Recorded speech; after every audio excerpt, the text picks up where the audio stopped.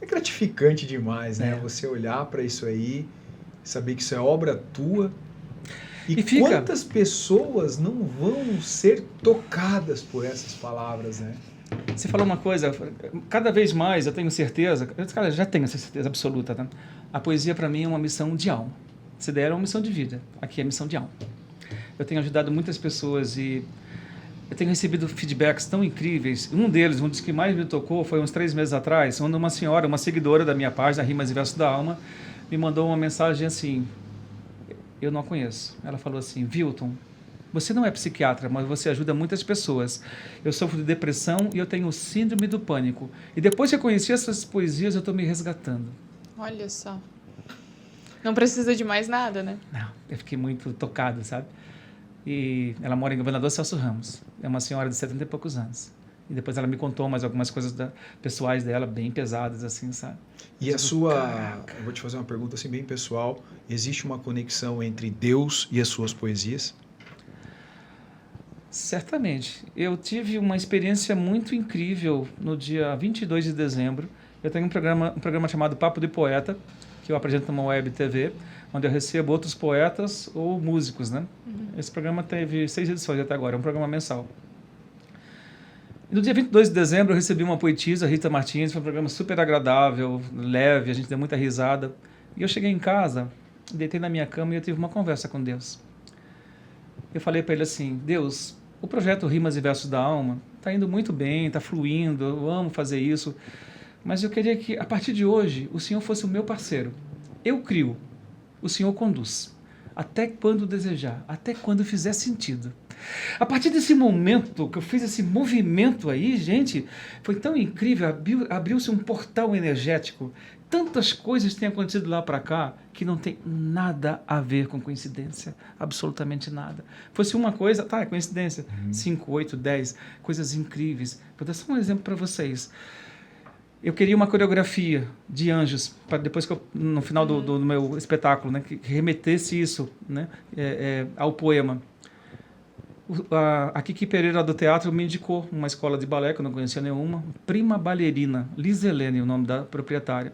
Eu não a conhecia, nunca tinha sequer ouvido falar na escola. E eu fui trocando mensagem com ela, expliquei para a Liz, né, Liz, assim, eu não estou divulgando esse meu poema ainda, só vou divulgar no dia, mas eu vou te mandar para você entender que tipo de coreografia que eu gostaria que você criasse. E mandei a poesia para ela, que eu declamei para vocês aqui. Ela ficou parada, assim, em silêncio durante um tempo, depois ela falou, é incrível. Eu digo, o quê? Eu tenho essa coreografia pronta.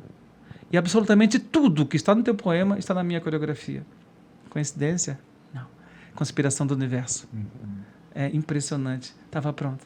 E foram 2 meninos de 15 anos, 2 bailarinos que apresentaram. Nesse momento, todo o teatro chorou. Eu, inclusive, porque eu não tinha visto ainda a apresentação. Não tem como, a gente foi muito forte. Só de ouvir essa... Foi muito forte. E quando eu volto para o palco, as 200 pessoas se levantaram e me aplaudiram de pé. Eu não estava buscando isso, não estava preocupado com isso, mas foi tão espontâneo. Eu digo, isso está acontecendo de verdade, gente. Isso é tão incrível.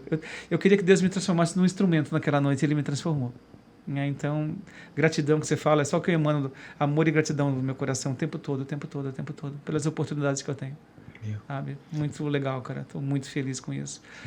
E as coisas estão fluindo. Começou com as páginas de poesia, depois veio essa coluna Liderança com Alma, também fala sobre isso. Eu tenho uma coluna chamada Poesia que Inspira, no jornal Página 3. Depois o programa Papo de Poeta. E as coisas estão vindo, estão fluindo. Tá fluindo. E aí veio o projeto do livro. E ano que vem eu quero lançar um concurso nas escolas públicas. Um concurso de poesias, para incentivar essa meninada a escrever. E interessante que, imagina quantos talentos não tem enterrados, ocultos. Muitos, vai ser surpreendente. E quando eu falei isso na frente do Kiko, lá do Aquário, ele ficou fascinado. Conte comigo esse projeto, eu acho incrível. Conte.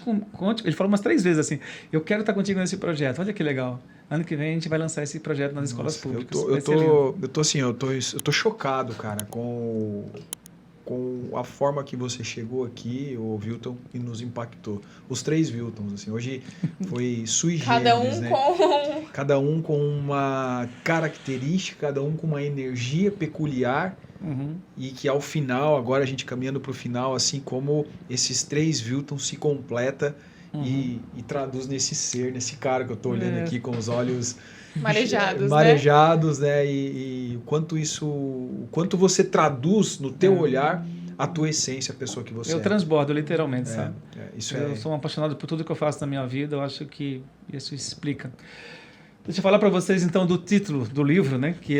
Eu tenho várias poesias minhas, realmente, que são provocativas. E o Se Eu Morrer Amanhã, eu já declamei, acho que em 12 eventos, e sempre causa, assim, essa parada para pensar, sabe? Exatamente como a gente tinha falado no bloco anterior, fala muito sobre o legado, que marcas verdadeiramente a gente vai deixar de nossa passagem pela Terra. Sim. Como que a gente vai continuar vivendo na mente e nos corações das pessoas quando nós partirmos? Porque eu penso que se a gente continuar vivendo na mente e nos corações, verdadeiramente a gente não morre nunca. Não morre, exato. Então, daqui a 50, 100 anos, nos formatos que tiver na época, alguém em algum momento vai acessar o meu livro, né, e vai saber que teve um poeta em Balneário Camboriú que escreveu esse livro, que passou essas mensagens falando da vida, falando de amor, do universo feminino, né, da importância da leveza nas relações. Então, isso realmente me inspira muito, sabe? É meu primeiro livro. Esse que você acabou de declamar é o Se Eu Morrer Amanhã?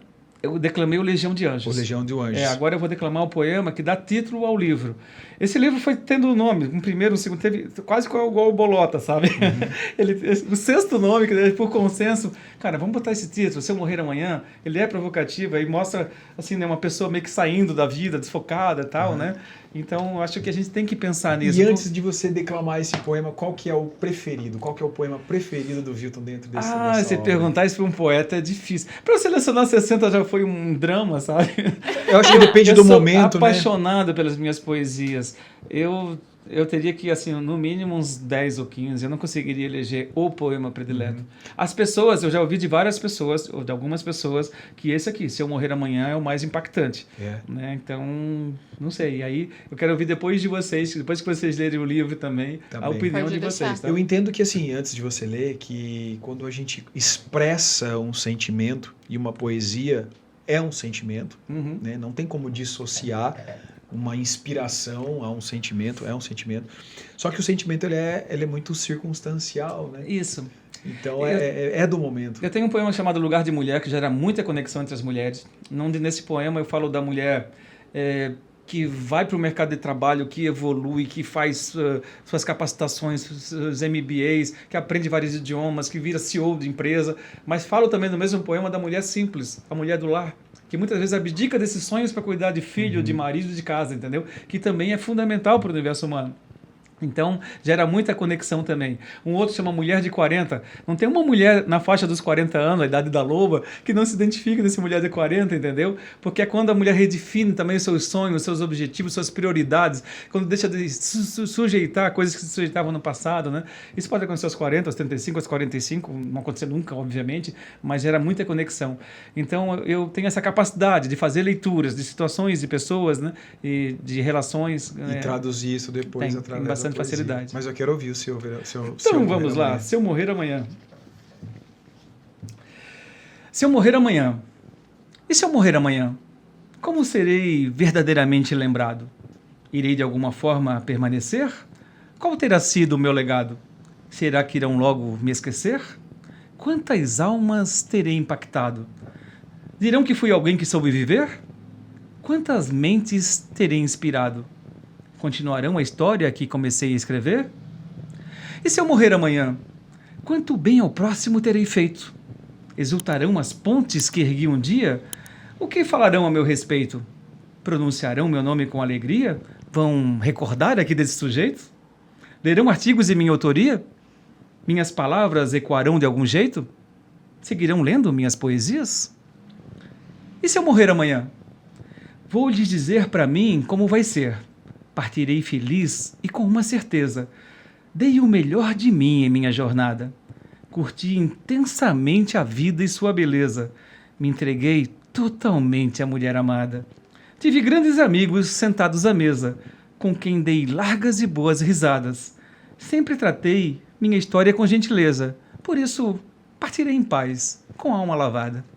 Uou! Muito bom.